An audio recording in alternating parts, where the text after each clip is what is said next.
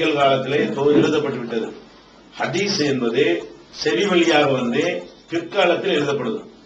ஒரு 250 ஆண்டுகளுக்கு முன்னாடி வாய் வழியாக தான் இருந்தது.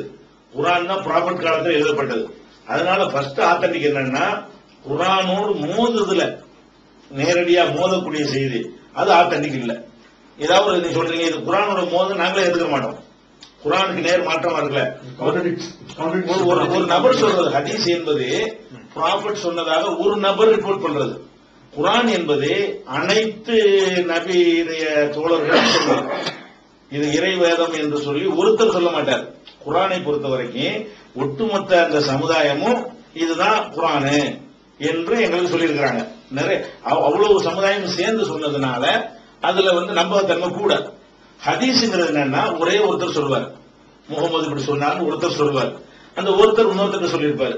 அந்த இன்னொருத்தருக்கு சொல்லியிருப்பாரு. அது ஒருவர் வழியா வர்றதுனால நாங்க இஸ்லாத்துல என்ன ரூல் இருக்குன்னு கேட்டா குர்ஆனோட இது மோதுமானால் குர்ஆனுக்கு எதிரா இருந்தா அது வந்து அந்த சொன்னவர் ஏதோ மிஸ்டேக் பண்ணிருக்காரு ப்ராஃபட் சொல்லியிருக்க மாட்டாங்கன்னு இது ஆத்தன்டிக் அர்த்தம். இப்ப நாங்க ஒரு நீங்க சொல்லுவீங்கன்னு வைங்களேன் இது இந்த வசனத்துக்கு முரண்டு சொல்லிவிடுவோம். உங்களுக்கு விளங்கும் இது இந்த வசனத்துக்கு முரணா இருக்கிறதுனால இதை நீங்க ஆதாரமா காட்டக்கூடாது முடிஞ்சு வச்சுக்காத.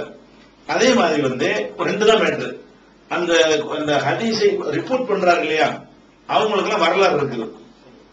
எங்க ஹதீஸ் அறிவிக்கிறாங்க இல்லையா ஹதீஸ் சொன்னா நீங்க மத்தையும் இருக்கிறாரு மத்தை எழுதினார் என்று மத்தையு தான் எழுதினார் மட்டும்தான் அங்க இருக்கும். ஹதீஸ் எங்களுக்கு அப்படி இருக்காது. எப்படி இருக்கும்னா ஒரு புகாரின்னு வச்சுக்கிறோமே. இந்த புகாரி வந்து முகமது நபி காலத்தில் உள்ளவர் இல்ல.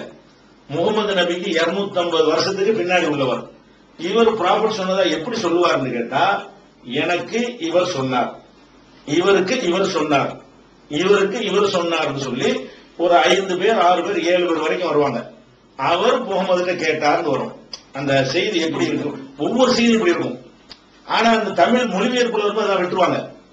டிரான்ஸ்லேஷன் பண்ணும்போது அந்த மெசேஜை மட்டும்தான் வைப்பாங்க. அரபு மூலத்துல என்ன இருக்கும்னு கேட்டா எனக்கு இவர் சொன்னார் அவருக்கு இஸ்மாயில் சொன்னார் இஸ்மாயிலுக்கு அப்துல் காதர் சொன்னாரு. அவங்க எல்லாம் யாருன்னா வரலாறு இருக்கு. 5 லட்சம் பேருக்கு வரலாறு இருக்குது. அதுல அந்த இடையில வர்ற ஆளுக்கு இருக்காங்கல்ல அதுல ஒரு பொய்யரு ஒரு பிராடு பேர் வழின்னு வரலாற்றுல இடம்பெற்றவர் இருந்தால் அது ஆத்தன்டிக் இல்லைன்றோம்.